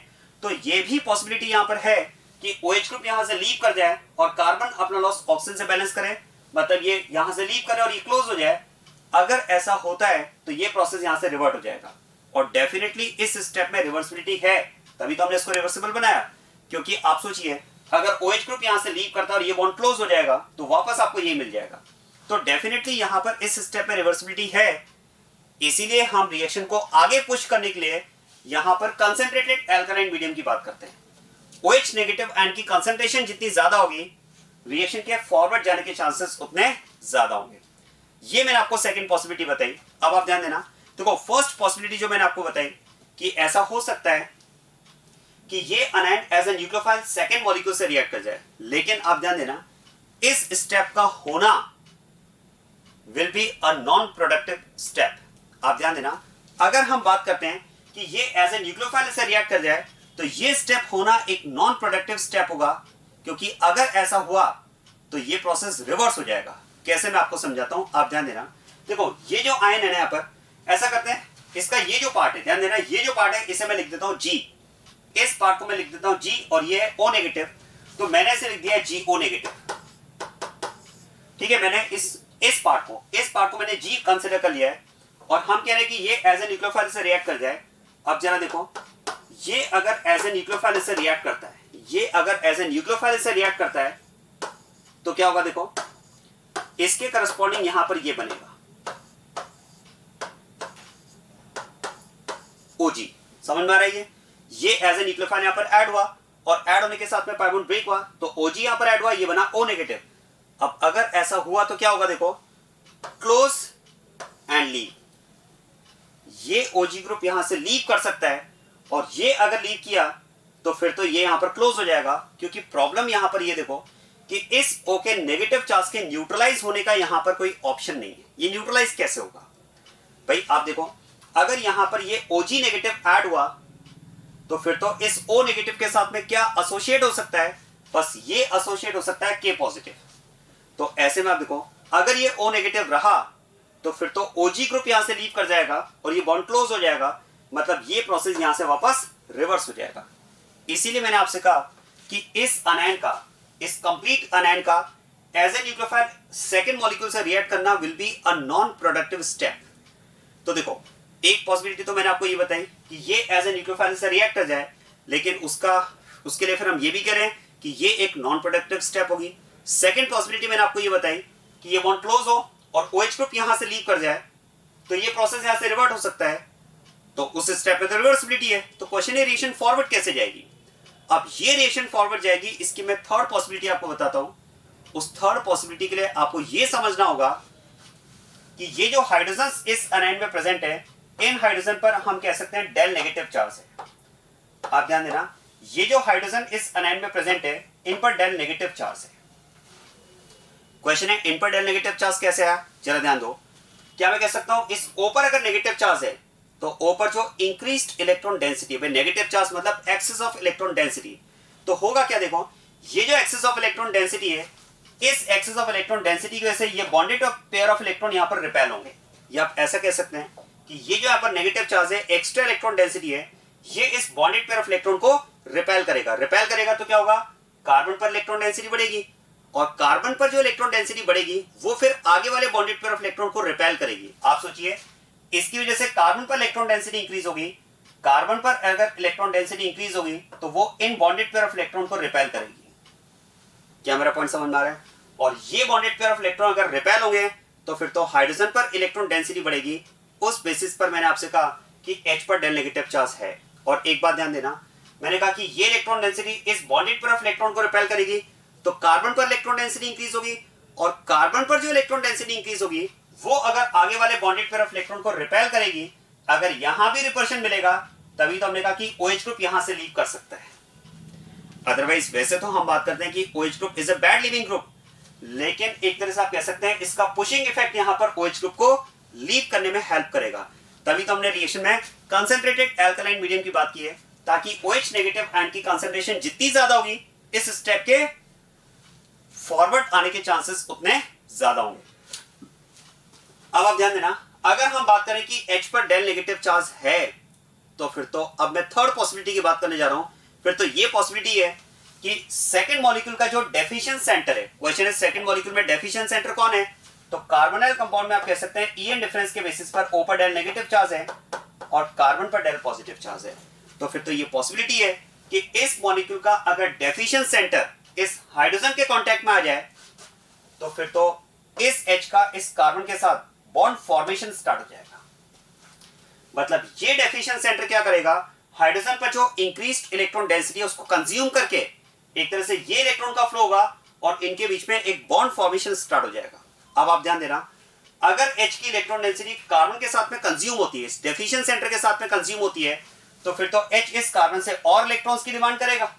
फिर तो ये H क्या करेगा, अगर इसकी इलेक्ट्रॉन डेंसिटी यहां पर यूज होना स्टार्ट हो गई तो ये इस कार्बन से और इलेक्ट्रॉन डेंसिटी की डिमांड करेगा, और अगर ये H कार्बन से और इलेक्ट्रॉन डेंसिटी की डिमांड करता है तो कार्बन इसे इलेक्ट्रॉन दे भी देगा, क्योंकि कार्बन के पास अपना लॉस बैलेंस करने के लिए O नेगेटिव अवेलेबल है। तो धीरे धीरे क्या होगा, यहां से ये H धीरे धीरे सेपरेट होता जाएगा, मतलब ये बॉन्ड ब्रेक होता जाएगा और इस H का धीरे धीरे इस कार्बन के साथ बॉन्ड फॉर्मेशन स्टार्ट हो जाएगा। और ऐसे में आप सोचिए कि ये अगर H यहां से यहां पर कार्बन पर माइग्रेट होता है तो कार्बन इस H को इसलिए जाने देगा क्योंकि कार्बन के पास अपना लॉस बैलेंस करने के लिए O नेगेटिव सोर्स अवेलेबल है। लेकिन ये प्रोसेस होगा तो बहुत धीरे, क्योंकि आप सोचिए अगर मैं ऐसा बोल रहा हूं कि ये H यहां से माइग्रेट होकर कार्बन पर ऐड होगा तो ऐसा लग रहा है जैसे H यहां पर as a leaving group leave कर रहा है। अब वैसे तो हम बात करते हैं कि H is not a leaving group, या आप कह सकते हैं कि H is very very very very very bad leaving group. तो ऐसे केस में हम बात कर सकते हैं कि ये प्रोसेस बहुत स्लो होगा। इनफैक्ट ये कहना कि H यहां से लीव कर रहा है इससे बेटर होगा हम ये कह सकते हैं कि ये मॉलिक्यूल, इसका डेफिशिएंट सेंटर इस H के कांटेक्ट में आकर ये मॉलिक्यूल H को क्या कर रहा है, यहां से एब्स्ट्रैक्ट कर रहा है। ये मॉलिक्यूल इस H को यहां से एक तरह से निकालने का काम कर रहा है। क्या मेरा पॉइंट समझ में आ रहा है? तो ये प्रोसेस लेकिन होगा स्लो। H के कंपैरिजन में आप कह सकते हैं OH ग्रुप में फिर भी लीविंग टेंडेंसी है। H के कंपैरेटिव अगर बात की जाए, वैसे OH ग्रुप इंडिपेंडेंटली बात की जाए तो in general that is considered as a bad leaving group, but H के कंपैरिजन में अगर बात की जाए तो फिर भी उसमें लीविंग टेंडेंसी बेटर है। इसीलिए हमने कहा कि ये चांसेस हैं कि OH ग्रुप लीव करके प्रोसेस रिवर्ट हो जाए। लेकिन H की अगर बात की जाए तो H itself is not a good living group, is not a living group in fact। तो ये डेफिशिएंट सेंटर जब इसके कांटेक्ट में आएगा तो ये धीरे धीरे इस H को यहां से लेकर जाएगा। और आप सोचिए अगर ये प्रोसेस होता है तो जैसे ही बॉन्ड फॉर्मेशन स्टार्ट होगा ये बॉन्ड ब्रेक भी होगा इसमें। और इस तरह से आप ध्यान देना, ये H यहां पर ऐड होकर इसके करस्पॉन्डिंग तो बन जाएगा CH3O नेगेटिव, और इस बॉन्ड के क्लोज होने के साथ इसके करस्पॉन्डिंग हमें मिलेगा फॉर्मिक एसिड। अब जरा देखो, यहां पर बना है फॉर्मिक एसिड, और क्या मैं कह सकता हूं this अनायन is conjugate base of alcohol. ये अल्कोहल का ही तो कॉन्जुगेट बेस है, तो ये बेस और ये एसिड दोनों के बीच में एसिड बेस रिएक्शन होगी, और ये एज ए बेस यहां से ये प्रोटॉन एब्स्ट्रैक्ट कर लेगा। इन दोनों के बीच में एसिड बेस रिएक्शन हुई, ये एज ए बेस प्रोटॉन के साथ में रिएक्ट कर जाएगा, और यहां पर आपको फाइनली मिल जाएगा सॉल्ट ऑफ एसिड। फाइनली आपको यहां पर मिल जाएगा salt of acid and alcohol. So this is how salt of acid and alcohol are formed in Cannizzaro reaction। आया समझ में मैकेनिज्म ये? मैं एक बार फिर से रिपीट करता हूं, आपको एक बार और अच्छे से क्लियर हो जाएगा।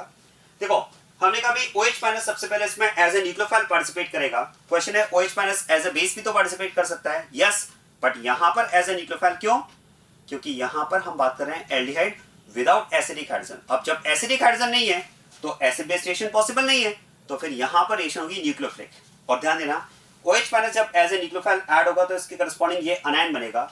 इस अनायन पर मैंने आपको बताया कि यहां पर 3 पॉसिबिलिटी हो सकती है। एक पॉसिबिलिटी में तो ये प्रोसेस यहां से रिवर्ट हो सकता है, जिसमें हमने कहा OH ग्रुप यहां से लीव करके प्रोसेस रिवर्ट हो सकता है, और उसके चांसेस को हमने कुछ कम किया कंसंट्रेटेड एल्कलाइन मीडियम लेकर। OH माइनस की कंसंट्रेशन हम हाई रखेंगे इसमें। सेकेंड पॉसिबिलिटी मैंने आपको बताई कि ये जो अनायन है एज अ होल ये न्यूक्लियोफाइल के फॉर्म में से रिएक्ट कर जाए, लेकिन हमने कहा इसका दूसरे मॉलिक्यूल से एज ए न्यूक्लियोफाइल रिएक्ट करना will be a non productive step. अगर ये एज ए न्यूक्लियोफाइल ऐड भी होगा तो प्रोसेस रिवर्ट हो जाएगा। और थर्ड पॉसिबिलिटी में मैंने आपसे ये कहा कि इस H पर डेल नेगेटिव चार्ज है, तो ऐसे में दूसरे मॉलिक्यूल का जो डेफिशिएंट साइट है वो अगर H के कांटेक्ट में आ जाए तो ये प्रोसेस फॉरवर्ड जाएगा। और ये समझ में आ रहा है ना कि H पर डेल नेगेटिव चार्ज कैसे है, क्योंकि आप सोचिए O पर अगर नेगेटिव चार्ज है, O पर अगर चार्ज डेंसिटी इंक्रीज्ड है, तो ये चार्ज डेंसिटी क्या करेगी, इस बॉन्डेड पेयर ऑफ इलेक्ट्रॉन को रिपेल करेगी। या फिर आप ये भी कह सकते हैं negatively charged group show plus I effect. तो O माइनस का प्लस आई इफेक्ट जो होगा वो कार्बन पर इलेक्ट्रॉन डेंसिटी बढ़ाएगा। कार्बन पर अगर इलेक्ट्रॉन डेंसिटी बढ़ेगी तो वो आगे वाले बॉन्डेड पेयर ऑफ इलेक्ट्रॉन को रिपेल करेगी तो H पर इलेक्ट्रॉन डेंसिटी बढ़ेगी। और ये डेफिशिएंट सेंटर अगर H के कांटेक्ट में आया तो धीरे धीरे इसका बॉन्ड फॉर्मेशन स्टार्ट हो जाएगा। ये H यहां से माइग्रेट करके सेकेंड मॉलिक्यूल के साथ में एसोसिएट हो जाएगा, और ऐसे में इसके करस्पॉन्डिंग हमें ये मॉलिक्यूल मिलेंगे। ये एज अ बेस एसिड के साथ में रिएक्ट करेगा, फाइनली आपको मिलेगा acid salt plus alcohol. This is about the mechanism involved in Cannizzaro's reaction. अब आप देखो यहां पर अगर आप देखेंगे तो रिएक्शन 3 स्टेप में कंप्लीट हुई है, 1, 2 एंड 3। आप बता सकते हैं which step will be the rate determining step. यहां पर कौन सी स्टेप RDS होगी? यस, सेकेंड स्टेप रिएक्शन की RDS होगी। आप ध्यान देना इस H का माइग्रेट होना एक तरह से हम लिख सकते हैं यहां पर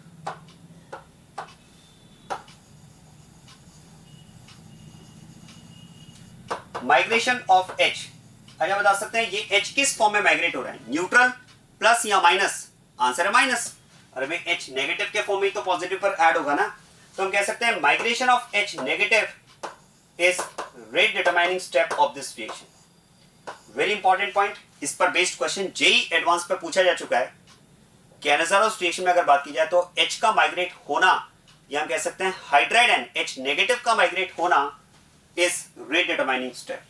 क्लियर बात ये? So this is about the mechanism involved in Cannizzaro's reaction. अब बात करते हैं इसमें टाइप्स ऑफ कैनिज़ारोस रिएक्शन। और जहां तक टाइप्स की बात है तो बिल्कुल वही 3 टाइप्स जो हमने एल्डोल में भी डिस्कस की थी। आप याद करें एल्डोल में हमने डिस्कस की थी simple aldol condensation, mixed aldol condensation and intramolecular aldol condensation. बिल्कुल वैसे ही यहां पर हम बात करेंगे simple Cannizzaro's reaction, mixed Cannizzaro's reaction and intramolecular Cannizzaro's reaction. आप ध्यान दीजिएगा, सबसे पहले बात करते हैं सिंपल कैनिज़ारोस रिएक्शन। और सिंपल कैनिज़ारोस रिएक्शन की अगर हम बात करें, ध्यान देना सिंपल कैनिज़ारोस रिएक्शन की अगर बात की जाए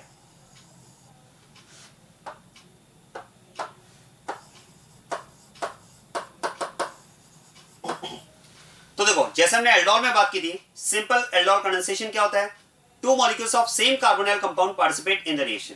ऐसे सिंपल कैनिज़ारो में क्या होगा, 2 molecules of same aldehyde will participate in the reaction. जैसे आप कह सकते हैं कि इस नेट रिएक्शन को अगर बात की जाए तो this net reaction can be categorized as simple Cannizzaro's reaction, क्योंकि इसमें देखो फॉर्मेल्डिहाइड का एक मॉलिक्यूल ऑक्सीडाइज हो रहा है और फॉर्मेल्डिहाइड का ही दूसरा मॉलिक्यूल रिड्यूस हो रहा है। तो सेम एल्डिहाइड का एक मॉलिक्यूल ऑक्सीडाइज हुआ और एक मॉलिक्यूल रिड्यूस हुआ। अगर एक ही एल्डिहाइड का एक मॉलिक्यूल रिड्यूस हो रहा है और एक मॉलिक्यूल ऑक्सीडाइज हो रहा है तो ऐसी कैनिज़ारोस रिएक्शन को हम कहेंगे सिंपल कैनिज़ारोस रिएक्शन। जैसे आप देखो एक और एग्जांपल लेते हैं इसमें, एक तो एग्जांपल यही है सिंपल कैनिज़ारो का, एक और एग्जांपल ले लेते हैं बेंजाल्डिहाइड। अब बेंजाल्डिहाइड आपको दिया हुआ है OH माइनस एंड हीट। एक बात ध्यान देना यहाँ पर, वेरी इंपॉर्टेंट पॉइंट, देखो यहां पर आपको एल्डिहाइड दिया है, एरो पर लिखा है OH माइनस एंड हीट। अब वैसे तो अगर बात की जाए तो एल्डोल और कैनिज़ारो दोनों में OH माइनस की प्रेजेंस है, दोनों में OH माइनस की प्रेजेंस है, लेकिन डिफरेंस तो है। वहां पर हम डाइल्यूटेड की बात करते हैं, यहां पर कंसंट्रेटेड की बात करते हैं, लेकिन कई बार क्वेश्चन में ये मेंशन नहीं होता है, कई बार क्वेश्चन में मेंशन नहीं होता है। जैसे आप देखो मैंने यहां पर ये मेंशन नहीं किया है कि ये कंसंट्रेटेड है या डाइल्यूटेड है। अब क्वेश्चन है कि अगर कंसंट्रेटेड डाइल्यूटेड नहीं लिखा है तो OH माइनस एंड हीट ये तो एल्डोल में भी होता है, कैनिज़ारो में भी होता है, तो फिर क्या करेंगे, फिर हम एल्डोल करेंगे या कैनिजारो करेंगे, तो वो आपको डिसाइड करना पड़ेगा कि जो कार्बोनाइल कंपाउंड आपको दिया हुआ है वो कैसा दिया हुआ है। क्या मैं कह सकता हूं, अगर यहां पर एल्डिहाइड दिया है विद एसिडिक हाइड्रोजन, अगर यहां पर एल्डिहाइड गिवन होता विद एसिडिक हाइड्रोजन तो एल्डोल की बात करते हैं, लेकिन अगर एल्डिहाइड दिया है विदाउट एसिडिक हाइड्रोजन तो कैनिजारो की बात करेंगे। तो जरा देखो, यहां पर आपको दिया है एल्डिहाइड विदाउट एसिडिक हाइड्रोजन, क्योंकि अगर आप देखेंगे तो बेंजल्डिहाइड में अल्फा हाइड्रोजन एब्सेंट होता है, बेंजल्डिहाइड में अल्फा हाइड्रोजन है नहीं, तो this is aldehyde without acidic hydrogen. तो फिर तो अंडरस्टूड है कैनिजारोस होगा, और कैनिजारोस में क्या करना है आपको, यहां पर एल्डिहाइड के 2 मॉलिक्यूल्स कंसीडर करना है, यहां पर आपको एल्डिहाइड के 2 मॉलिक्यूल्स कंसीडर करना है, एक को ऑक्सीडाइज करेंगे और एक को रिड्यूस कर देंगे। अब ये नहीं कि सर इसमें 2 मॉलिक्यूल्स तो दिया नहीं है, वो बाय डिफॉल्ट आपको 2 मॉलिक्यूल्स कंसीडर करके आंसर देना है। तो जरा देखो, बेंजल्डिहाइड को अगर हम ऑक्सीडाइज करेंगे तो एसिड बनेगा, तो देखो बेंजल्डिहाइड को अगर आप ऑक्सीडाइज करेंगे तो बनेगा बेंजोइक एसिड। हाँ ध्यान देना, एसिड नहीं बना करके हमें क्या करना है, सॉल्ट बनाना है। समझ में आ रही बात ये है, एसिड नहीं एसिड सॉल्ट आपको बनाना है। और एक मॉलिक्यूल को रिड्यूस करेंगे, बेंजल्डिहाइड को अगर रिड्यूस करेंगे तो क्या बनेगा जरा बताओ। अब आप ध्यान देना, very very important point, benzaldehyde अगर रिड्यूस होगा तो बनेगा बेंजाइल अल्कोहल, फिनॉल नहीं बनेगा। ध्यान देना, ये कई बार स्टूडेंट मिस्टेक करते हैं। यहां पर अगर बात की जाए तो जो रिड्यूस्ड प्रोडक्ट आएगा, कई बार स्टूडेंट क्या करते हैं, फिनॉल बना देते हैं, मतलब फिनॉल वाले ऑप्शन को टिक कर देते हैं। फिनॉल नहीं बनेगा, ध्यान देना, ये नहीं बनेगा, बीच में कार्बन है, और अगर कार्बन है तो जरा देखो जो प्रोडक्ट बनेगा वो यहां पर फिनॉल नहीं, प्रोडक्ट बनेगा CH2OH, मतलब बेंजाइल अल्कोहल। तो ध्यान रखिएगा, बेंजल्डिहाइड अगर कैनिजारोस रिएक्शन में पार्टिसिपेट करेगा तो एक तो हमें मिलेगा बेंजोइक एसिड सॉल्ट और एक हमें मिलेगा बेंजाइल अल्कोहल। अब आप देखो, ये सिंपल कैनिजारोस रिएक्शन है। अब ध्यान देना, अगर ये सिंपल कैनिजारोस रिएक्शन है तो फिर तुम कह सकते हैं सेम कंपाउंड का एक मॉलिक्यूल ऑक्सीडाइज हुआ है और अगर एक मॉलिक्यूल रिड्यूस हुआ है, तो this reaction can also be categorized as disproportionation reaction.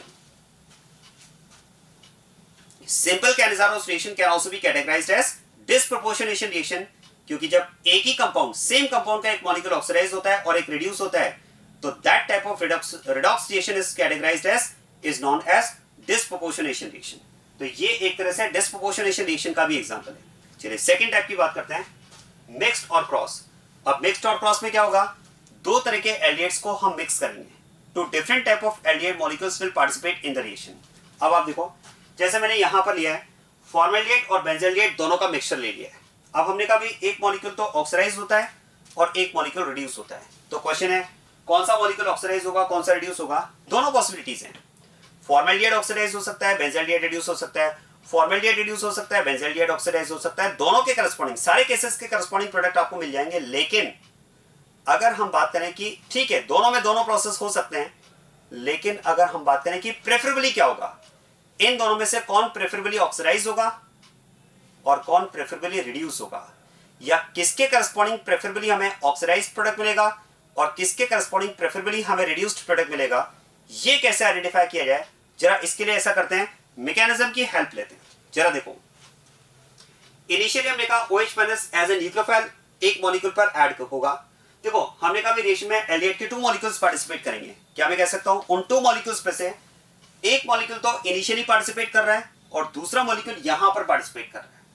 अब जरा देखो, एक मॉलिक्यूल तो वो जिस पर OH- का अटैक हुआ और एक मॉलिक्यूल वो जिस पर H- ऐड हुआ।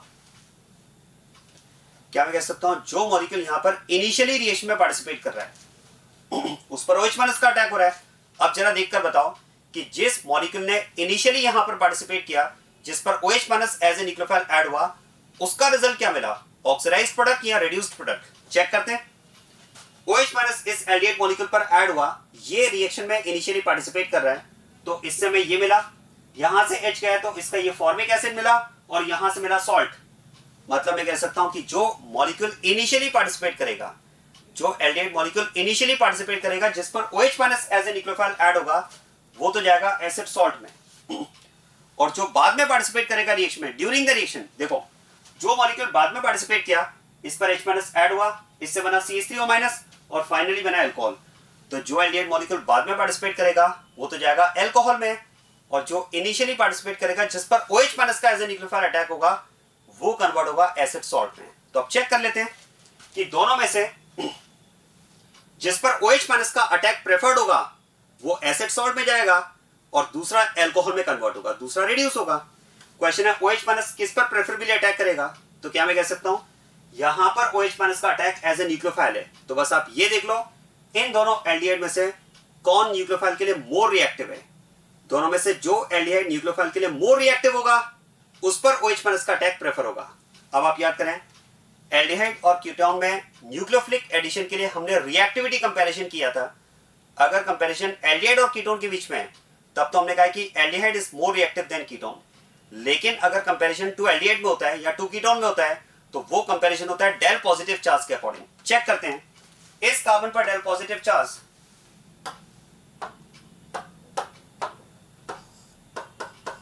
और इस कार्बन पर अगर मैं डेल पॉजिटिव चार्ज को कंपेयर करता हूं तो क्या मैं कह सकता हूं यहां पर डेल पॉजिटिव चार्ज कम होगा। क्यों कम होगा समझ में आ रहा है, रेजोनेंस। जरा देखो यहां पर रेजोनेंस है और रेजोनेंस के से डेल पॉजिटिव चार्ज यहां पर कम होगा, तो फिर तो हम कह सकते हैं this aldehyde with more positive charge is more reactive for nucleophile. ध्यान देना इस एल्डिहाइड के लिए हम लिख सकते हैं इट इज मोर रिएक्टिव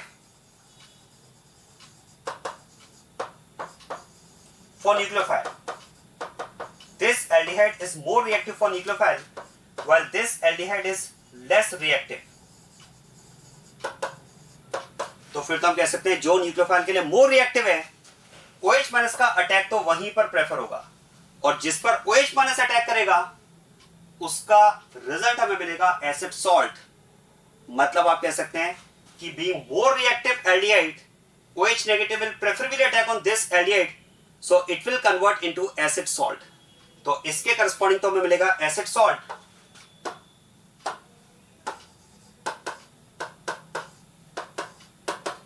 और जो लेस रिएक्टिव एल्डिहाइड है सेकंड मॉलिक्यूल जो बाद में पार्टिसिपेट करेगा रिएक्शन में उसके करस्पॉन्डिंग हमें मिलेगा अल्कोहल। बेंजाइल्डिहाइड है तो बन जाएगा बेंजाइल अल्कोहल। तो इस तरह से देखो मिक्स्ड या क्रॉस कैनिजारो रिएक्शन में कौन प्रेफरेबली ऑक्सीडाइज होगा कौन प्रेफरेबली रिड्यूस होगा। तो इन शॉर्ट मैं कह सकता हूं more reactive aldehyde, the aldehyde which is more reactive for nucleophile will preferably get oxidized and other will preferably get reduced. आया समझ में। तो इस तरह से हम चेक कर सकते हैं कि दोनों एल्डिहाइड में से जो एल्डिहाइड मोर रिएक्टिव है किसके लिए मोर रिएक्टिव न्यूक्लियोफाइल के लिए वो तो ऑक्सीडाइज होगा और जो लेस रिएक्टिव एल्डिहाइड है वो रिड्यूस होगा। आया समझ में। This is about mixed Cannizzaro's reaction. और थर्ड हम बात करते हैं इसमें इंट्रामोलिकुलर कैनिजारोस रिएक्शन की।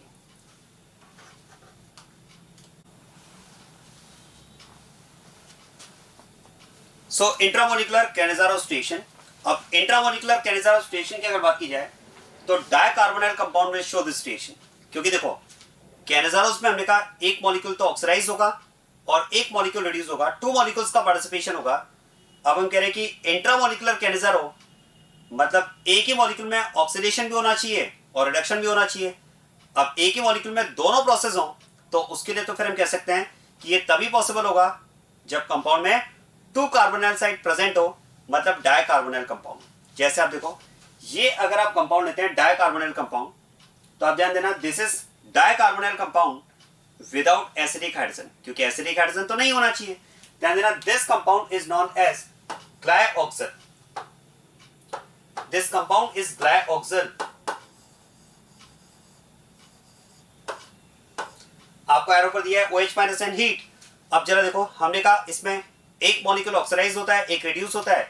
अब ये तो इसमें सिमेट्रिकल साइट है, दोनों कार्बोनाइल ग्रुप सिमिलर हैं आइडेंटिकल हैं, तो किसी भी साइट पर ऑक्सीडेशन कर दें और किसी भी साइट पर रिडक्शन कर दें कोई प्रॉब्लम नहीं है।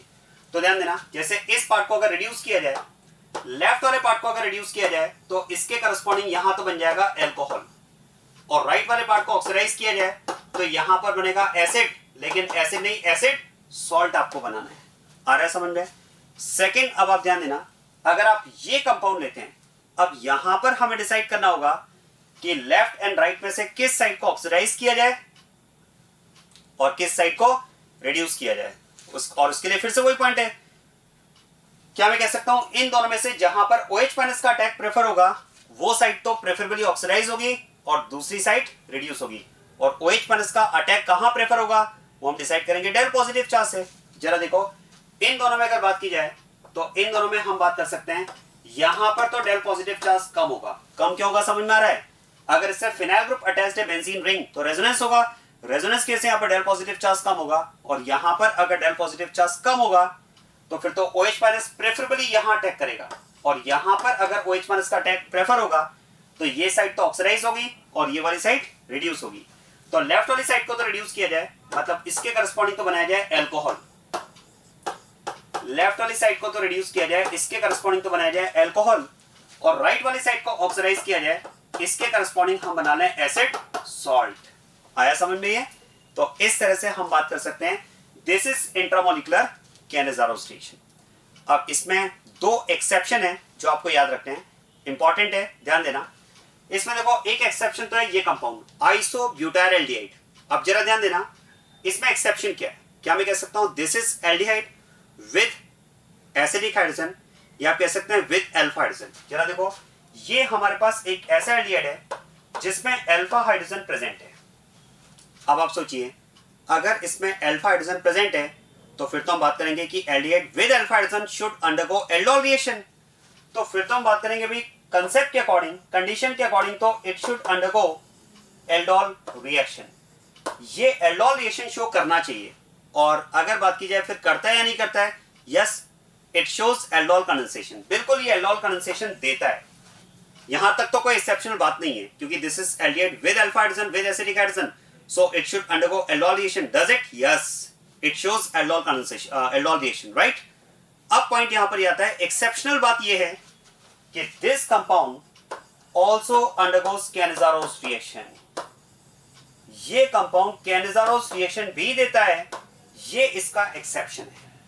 आया समझ में? क्योंकि Cannizaro की अगर बात की जाए तो Cannizaro is reaction of those aldehyde which do not have acidic hydrogen, लेकिन यहां तो एसिडिक हाइड्रोजन है, but still it undergoes Cannizaro's reaction, that is exception to this compound. क्या मेरी बात समझ में आ रही है? ये एक्सेप्शनल केस है, आपको इसको याद रखना है।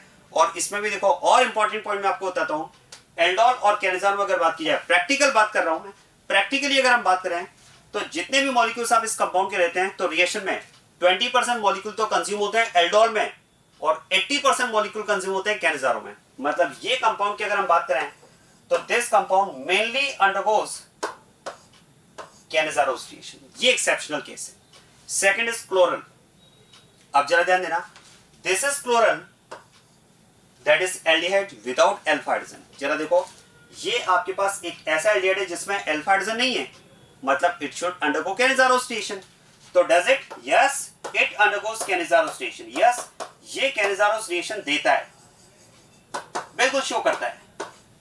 ये तो एक्सेप्शनल वाली बात नहीं है भाई, ये तो एक्सेप्शन वाली बात नहीं है, क्योंकि एल्डिहाइड विदाउट अल्फा हाइड्रोजन है, तो yes it should undergo Cannizaro's reaction and it shows. अभी तक कोई एक्सेप्शनल बात नहीं है, लेकिन आप ध्यान देना, ये कंपाउंड Cannizaro's reaction देता तो है but very very less, negligible. आप ध्यान देना, ये बहुत ही कम Cannizaro reaction देता है, ये मेनली शो करता है haloform reaction. This compound mainly undergoes haloform reaction. तो ये यहां पर दो एक्सेप्शनल केसेस हैं जो आपको माइंड में रखने हैं, आइसोब्यूटाइल एल्डिहाइड, या इसका आईयूपैक नेम आप देख सकते हैं 2-methyl propanol and chloral. In exceptional cases को याद रखना। इसी के साथ में हमने Cannizaro's वाला पार्ट कंप्लीट कर लिया है। तो एल्डोल एंड Cannizaro बहुत ही इंपॉर्टेंट रिएक्शन है कार्बोनाइल कंपाउंड की। और मैं तो आपको कहूंगा, देखो कि अगर आपको एक क्वेश्चन गिवन है, एक रिएक्शन बेस्ड क्वेश्चन आपको दिया है, और उसमें कंपाउंड आपको दिया है कार्बोनाइल कंपाउंड, मतलब एल्डिहाइड कीटोन, कार्बोनाइल कंपाउंड अगर आपको दिया है और एरो पर अगर आपको बेस नजर आ जाए, ध्यान रखना, कार्बोनाइल कंपाउंड अगर रिएक्शन में आपको गिवन है और एरो पर अगर आपको बेस नजर आ जाए, तो first of all think about aldol and Cannizaro's reaction। पहले आप एल्डोल और Cannizaro के बारे में सोचिए, बाद में फिर दूसरी रिएक्शन के बारे में सोचेंगे। आपका मोस्टली क्वेश्चन यहीं से हो जाएगा, ठीक है। सो this is about Cannizaro's reaction। अब इसके बाद में हमें कार्बोनाइल कंपाउंड में एक लास्ट रिएक्शन डिस्कस करना है, ऑक्सीडेशन। देखो, एल्डिहाइड कीटोन के ऑक्सीडेशन के कुछ केसेस तो मैंने आपको अल्कोहल के साथ में कवर करवा दिए थे, जिसमें आप याद करो पॉपऑफ्स रूल वगैरह हमने डिस्कस किए थे। कुछ स्पेशल केसेस और हमें डिस्कस करने हैं, उसी के साथ में फिर हमारा चैप्टर फिनिश हो जाएगा। तो ध्यान देना, कार्बोनाइल कंपाउंड के ऑक्सीडेशन में जो स्पेशल केसेस हमें डिस्कस करने हैं, उसमें पहला केस हम डिस्कस कर रहे हैं ऑक्सीडेशन यूजिंग पर एसिड। ये एक नेम रिएक्शन है। This reaction is known as Baeyer विनेगर ऑक्सीडेशन। ध्यान देना, जैसा आपने एल्डिहाइड लिया और इसका अगर आप ऑक्सीडेशन कर रहे हैं यूजिंग पर एसिड, दिस इज पर बेंजोइक एसिड। ध्यान देना एक ऑक्सीजन एक्स्ट्रा है इसमें, ये नहीं कि एक ऑक्सीजन एक्स्ट्रा मैंने गलती से लिख दी है। बेंजोइक एसिड नहीं ले रहे हैं, पर बेंजोइक एसिड ले रहे हैं, परऑक्सी एक ऑक्सीजन एक्स्ट्रा है। क्वेश्चन है यहां पर अगर ऑक्सीडेशन होगा तो क्या प्रोडक्ट बनेगा। याद करो मैंने आपको पहले ही बताया था, ऑर्गेनिक रिएक्शन में अगर आपने परऑक्सी कंपाउंड लिया है तो परऑक्सी कंपाउंड का एक ही काम होता है, ऑक्सीजन ऐड करना। जो एक्स्ट्रा ऑक्सीजन इसके पास प्रेजेंट है वो ये कंपाउंड पर ऐड कर देगा। क्वेश्चन है कहां पर ऐड करेगा। तो याद करो एल्डिहाइड में दो साइड्स अवेलेबल है, CH एंड Cr। कहां पर ऑक्सीडेशन आसान होता है, CH पर। तो जो ऑक्सीजन ऐड होगा वो प्रेफरेबली यहां पर ऐड हो जाएगा और इस H के एडिशन के साथ में यहां पर प्रोडक्ट बन जाएगा एसिड। और इसी तरह से अगर आप कीटोन को ऑक्सीडाइज करते हैं तो यह परऑक्सी का काम एक ही है, पर एसिड का काम एक ही है, परऑक्सी कंपाउंड का काम एक ही है। ऑर्गेनिक केमिस्ट्री में परऑक्सी कंपाउंड क्या करता है, ऑक्सीजन ऐड करने का काम करता है। अब क्वेश्चन है कि अगर यहां पर different type of alkyl groups present है तो ऑक्सीजन किस साइड ऐड होगा, राइट वाली साइड में, लेफ्ट वाली साइड में। ये हम डिसाइड करते हैं पॉपऑफ रूल के अकॉर्डिंग। याद करो Popoff rule, carbonyl group remains with smaller group, उसके अकॉर्डिंग आपको डिसाइड करना होगा।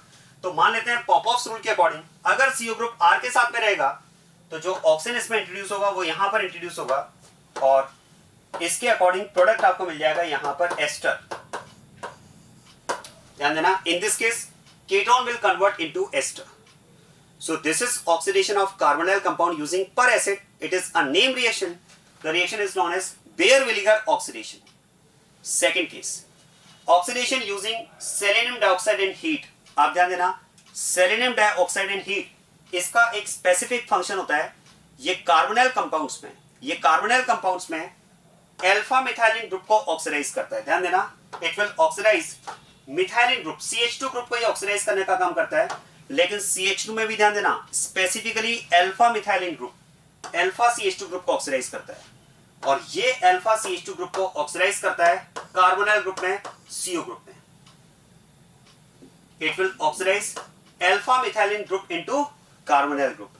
एक तरह से आप ऐसा समझ लें, याद करो Clemmensen's reduction and Wolff Kishner reduction, alkane chapter में पढ़ाया था मैंने आपको। क्लेमेंसन्स और वुल्फ-किर्चनर रिडक्शन का काम क्या होता है, CO को CH2 में कन्वर्ट करना, CO को CH2 में कन्वर्ट करना। अरे भाई रिडक्शन की बात कर रहे हैं ना, यहां पर उल्टा हो रहा है, CH2 CO में कन्वर्ट होगा। लेकिन ध्यान देना स्पेसिफिक CH2 है, it is specifically alpha CH2। जैसे आप देखो ये अगर आपको एल्डिहाइड दिया है सेलेनियम डाइऑक्साइड, ये क्या करेगा, अल्फा CH2 को ऑक्सीडाइज करेगा CO में। अब यहां पर अल्फा CH2 क्या है, जरा देखो फंक्शनल ग्रुप जिस कार्बन से बॉन्डेड है वो अल्फा कार्बन है, तो ये अल्फा कार्बन है। अब जरा देखो यहां पर CH3 है ना, ऐसा करते हैं इसको मैं थोड़ा सा मॉडिफाई कर देता हूं। इस CH3 को मैं मॉडिफाई करके यहां पर लिख रहा हूं CH2H, शायद आपको समझ में आ रहा होगा। Now it is alpha CH2 और ये क्या करेगा, इस अल्फा CH2 को CO में ऑक्सीडाइज कर देगा। मतलब यहां पर प्रोडक्ट आपको मिल जाएगा H C double bond O C double bond O H glycol. आया समझ में। और ध्यान देना इस रिएक्शन को मोस्टली आपको क्वेश्चन में कैसे दिया जाता है, acid aldehyde heated with selenium dioxide heat gives compound X तो आपके सामने है। फिर वो कहता है कि this X is heated in alkaline medium. आगे वो क्वेश्चन में क्या देता है, this compound on heating with selenium dioxide gives X तो आपके सामने बना चुके हैं। Then it is reacted with OH minus heat to give Y। What is Y, जरा सोचिए ये कंपाउंड आपके पास है, कार्बोनाइल कंपाउंड, एरो पर बेस दिया है। मैंने आपसे क्या कहा, कार्बोनाइल कंपाउंड दिख जाए और एरो पर बेस दिख जाए तो think about aldol and Cannizzaro. अभी अभी आपको पता है इंट्रामोलिकुलर कैनिजारो। जरा देखो ये तो ये है ना,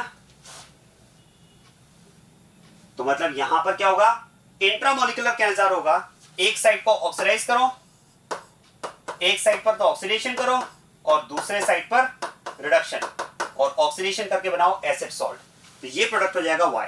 अब जरा देखो इस केस में अगर आप देखेंगे तो यहां पर अल्फा मिथाइलिन ग्रुप दोनों साइड प्रेजेंट है, इस साइड भी प्रेजेंट है, इस साइड भी प्रेजेंट है।